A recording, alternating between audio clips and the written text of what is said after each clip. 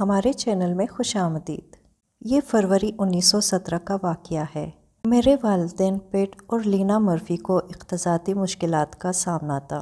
ان کی نئی شادی ہوئی تھی۔ نوبیاہتا جوڑے کو مکان کے حصول میں سخت دشواری پیش آ رہی تھی۔ آخر انہوں نے 2 اور نوبیاہتا جوڑوں کے تعاون سے ایک مکان کرائے پر لیا، جس میں ہر جوڑے کے لیے صرف ایک کمرہ تھا۔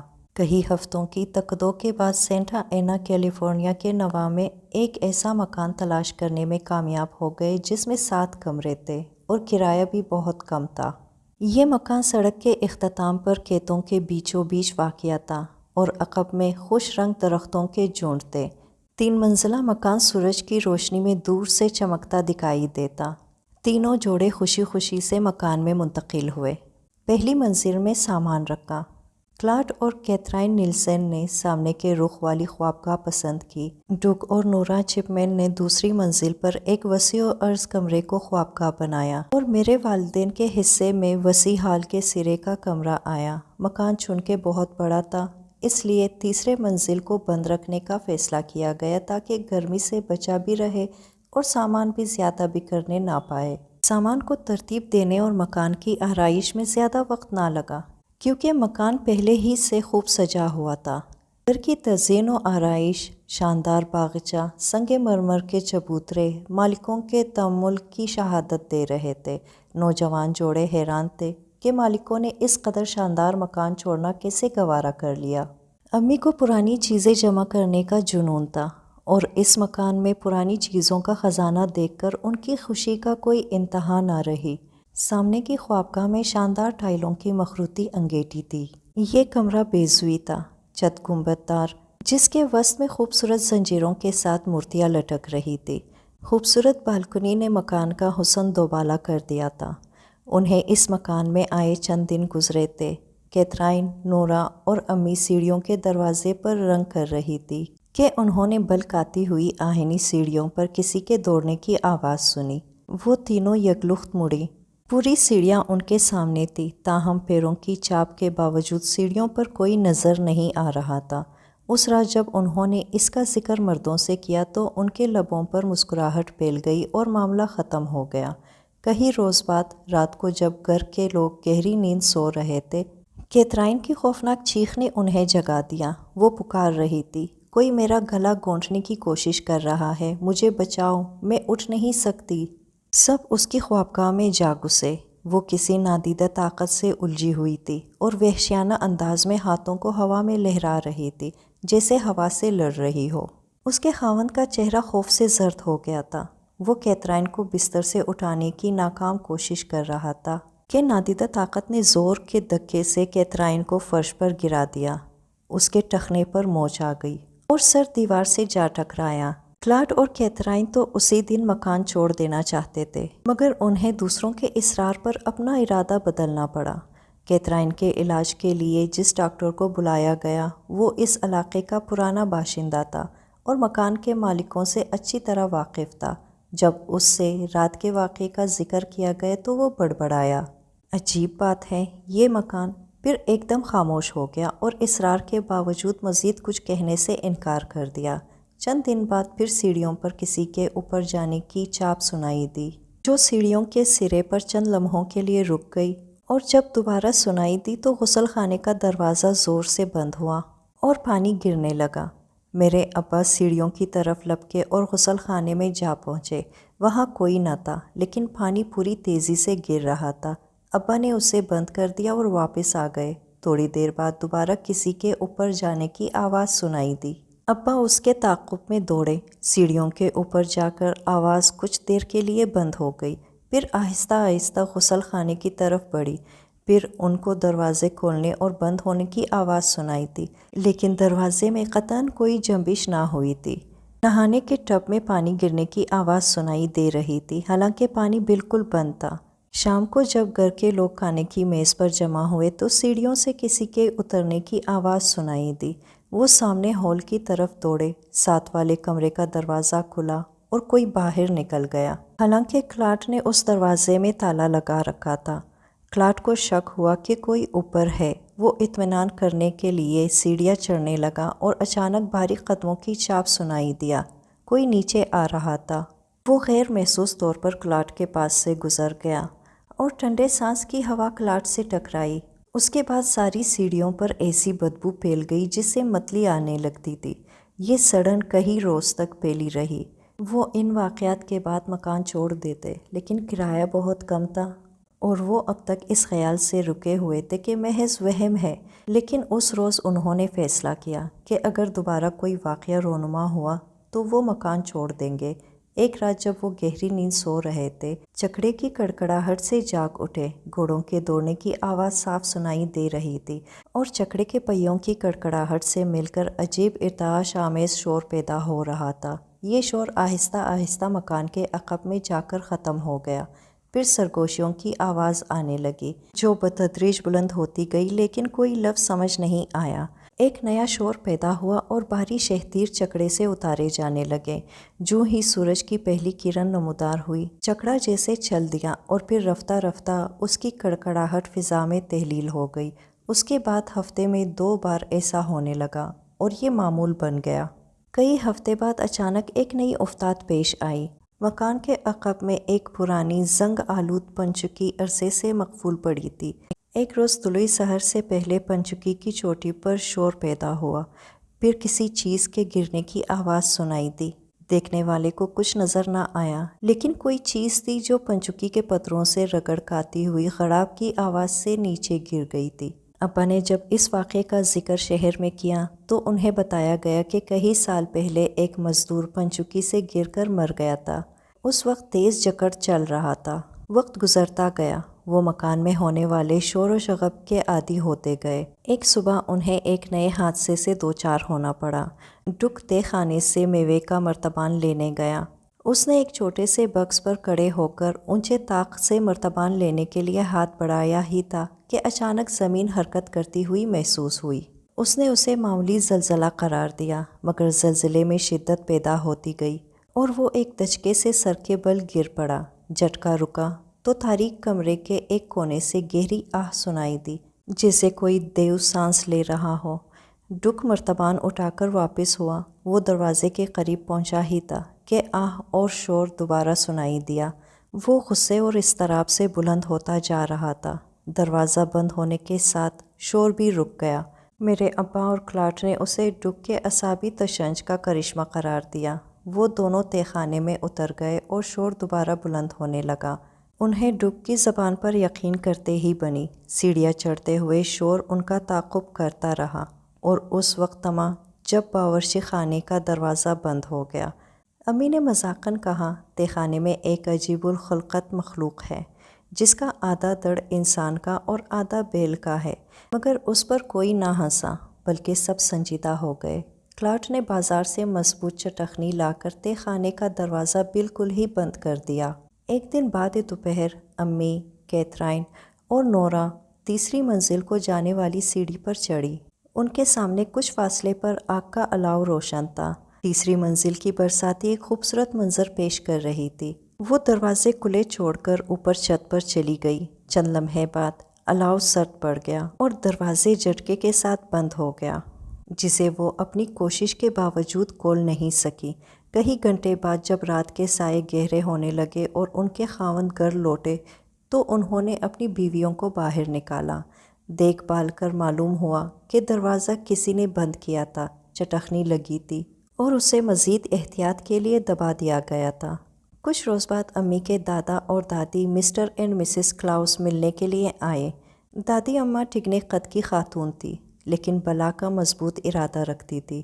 ان کا تعلق ایسے خاندان سے تھا جس کے تمام افراد روحانیت کے عامل تھے، مگر دادا ابا ایسی چیزوں کو روحانی قرار دیتے تھے۔ خشک سالی میں لوگ دادی اماں کی خدمت میں حاضر ہوئے، ان سے مدد چاہتے۔ وہ کسی تالاب کے کنارے خاموش جا بیٹھتی اور اپنی توجہ آسمان پر مرتکز کر دیتی۔ تھوڑی دیر بعد بارش ہونے لگتی۔ وہ اپنی قوت ارادی سے بے جان چیزوں کو کمرے میں گھومنے، لڑکنے اور نچانے پر مجبور کر دیتی۔ ایک دن دادا عین اس وقت گھر پہنچے جب دادی اماں کسی کرسی کو کمرے میں گھما رہی تھی اور خود اپنے 250 پاؤنڈ وزن کے ساتھ اطمینان سے اس پر براجمان تھی۔ دادا ابا نے شور مچانا اور لڑنا شروع کر دیا اور اس وقت تک خاموش نہ ہوئے جب تک دادی اماں نے ان حرکتوں کو ترک کر دینے کا وعدہ نہ کر لیا، لیکن اب گھر کے عجیب و غریب ماحول میں ان کا وعدہ ٹوٹ گیا۔ ایک دن جب سارے لوگ بڑے کمرے کے خوبصورت آتش دان کے گرد جمع تھے، دادی اماں نے کہا، اس کمرے میں ہمارے علاوہ کچھ اور لوگ بھی موجود ہیں۔ آتش دان کے اوپر سنہرے بالوں والی ایک خاتون کی تصویر لٹک رہی تھی۔ اس کے خد و خال دلکش اور رنگ حسین تھا، بال خوبصورت انداز میں شانوں پر بکھرے ہوئے تھے۔ میں یقین سے کہہ سکتی ہوں کہ اس خاتون کی موت طبیعی نہیں تھی۔ اسے آہستہ آہستہ زہر دے کر مارا گیا، مگر لوگوں نے اسے طبیعی موت جانا۔ دادا ابا ایک دم چونکے، ان کے چہرے کے تاثرات بتا رہے تھے کہ وہ دادی اماں کو وعدہ یاد دلا رہے ہیں۔ دادی یہ دیکھ کر خاموش ہو گئی۔ دوسری صبح امی نے دادی سے کہا کہ وہ مزید کچھ بتائیں۔ دادا شہر گئے ہوئے تھے، نورا اور کیتھرائن بھی گھر پہ نہ تھی۔ دادی نے وعدہ کر لیا اور بتایا کہ انہیں کچھ دیر کے لیے اس کمرے میں تنہا رہنا پڑے گا، تب وہ کچھ بتانے کے قابل ہو سکیں گی۔ وہ اندر چلی گئی اور امی ہال کے باہر بیٹھ گئی۔ ابتدا میں کچھ دیر کے لیے مکمل سکوت رہا، پھر ایسی آواز سنائی دینے لگی جیسے گندم کے پتے ہوا میں اڑ رہے ہوں۔ یہ شور بتدریج اونچا اور کئی آوازوں میں بدلتا چلا گیا۔ امی نے گھبرا کر ہال کا دروازہ کھول دیا۔ کمرے میں خوفناک شور بدستور جاری تھا۔ ہوا اتنی سرد اور تیز تھی کہ رونگٹے کھڑے ہو جاتے تھے۔ دادی سکتے کے عالم میں ایک کرسی پر بے حس و حرکت پڑی تھی۔ امی گھبرا کر آگے بڑھی اور ان کی ہتھیلیاں رگڑنے لگی کہ اچانک ابا اور دادا کمرے میں داخل ہوئے۔ یہ دیکھ کر وہ بھی گھبرا گئے اور انہیں اوپر خوابگاہ میں لے گئے۔ تھوڑی دیر بعد جب دادی کو ہوش آیا تو امی ان کے پہلو میں بیٹھی تھی اور دادا وہاں نہ تھے۔ انہوں نے امی سے کہا، تمہیں کمرے میں داخل نہ ہونا چاہیے تھا۔ وہ یہ بتانے پر رضامند ہو گئے تھے کہ انہیں کیا چاہیے اور وہ کس شرط پر مکان چھوڑیں گے۔ اچانک تم کمرے میں داخل ہوئی۔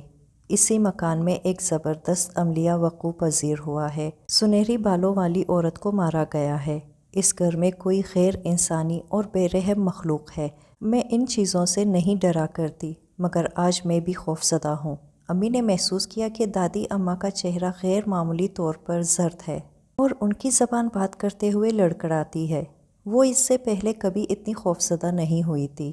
دوسری صبح دادی نے جانے کی تیاری شروع کر دی، کیونکہ رات بھر کوئی انہیں تنگ کرتا رہا تھا اور وہ ایک لمحے کے لیے بھی سو نہ سکی تھی۔ وہ ہال کمرے کی تصویر کو آخری نظر دیکھ لینے کے لیے اندر داخل ہوئی۔ امی اس وقت باورچی خانے میں تھی کہ اچانک دادی اماں کی چیخیں سنائی دی۔ گھر پر صرف امی اور دادا ابا موجود تھے۔ وہ دوڑتے ہوئے کمرے میں داخل ہوئے۔ دادی کا چھوٹا سا جسم فرش پر پڑا تھا۔ وہ کسی نادیدہ دشمن سے لڑ رہی تھی۔ ان کے ہاتھوں کی حرکت سے معلوم ہوتا تھا کہ وہ اس کا گلا دبا رہی ہے کہ اچانک وہ فرش سے اٹھی اور لڑکھڑا کر کاؤچ پر گر گئی۔ ان کا چہرہ زرد ہو گیا، دم گھٹنے لگا اور یہ اس بات کی علامت تھی کہ کوئی ان کا گلا گھونٹ رہا ہے۔ اس سے پہلے کہ کوئی انجانی انگلیاں ان کا گلا دبا دے، دادا چیخے، اللہ کے لیے اسے بخش دو۔ وہ بار بار یہی دہرا رہے تھے کہ کسی چیز نے پوری طاقت سے دادی اماں کو زمین پر دے مارا۔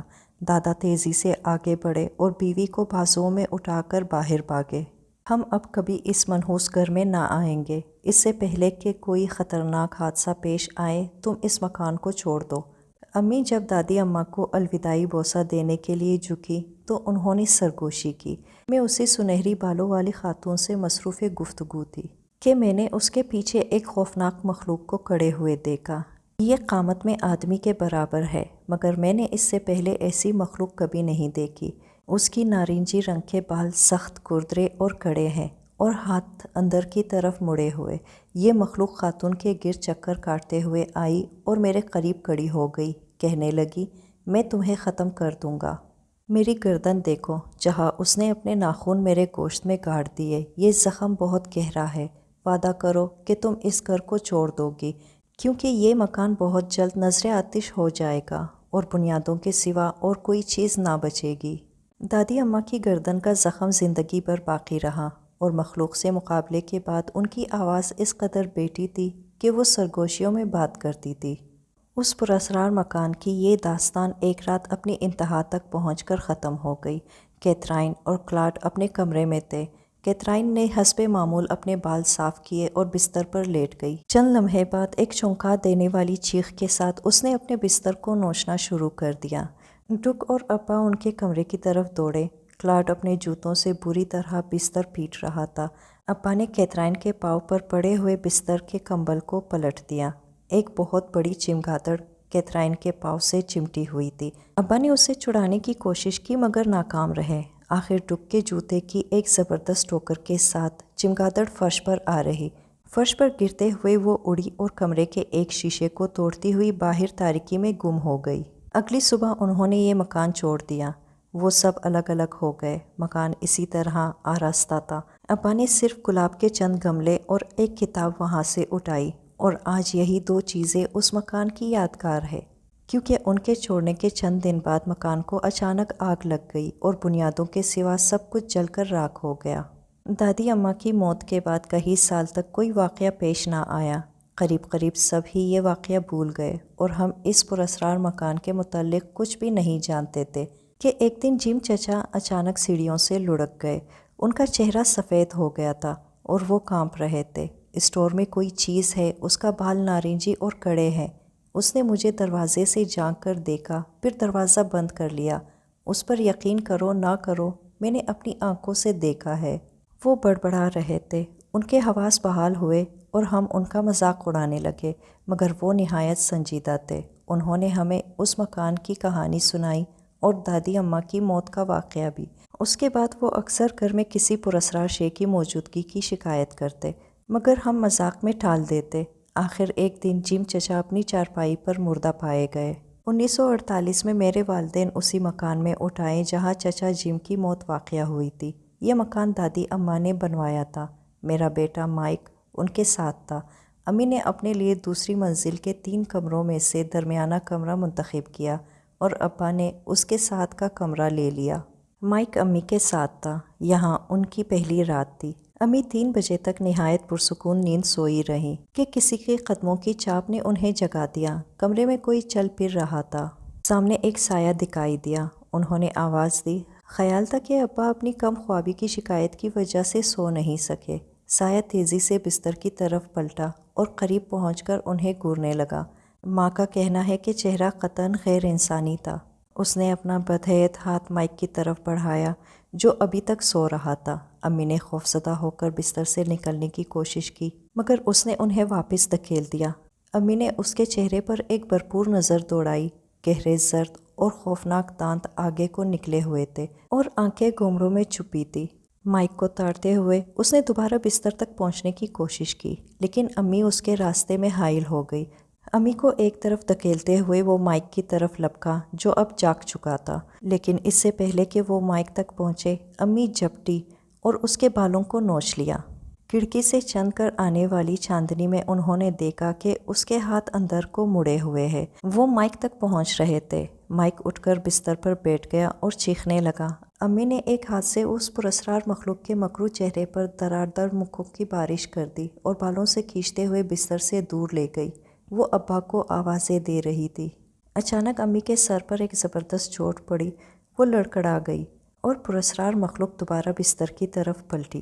امی نے چھلانگ لگائی اور اس کے سامنے آ گئی۔ مائک تک پہنچنے کے جنون میں اس نے بستر کو اپنی طرف کھینچا، لیکن اس کے بال پھر امی کے ہاتھ میں آ گئے۔ انہوں نے بالوں کو نوچتے ہوئے اس کے پیٹ پر ایک زبردست ضرب لگائی اور وہ ڈگمگا گیا۔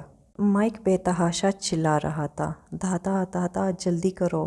ابا اپنے کمرے کی بتی جلائی اور تیزی سے دوڑے۔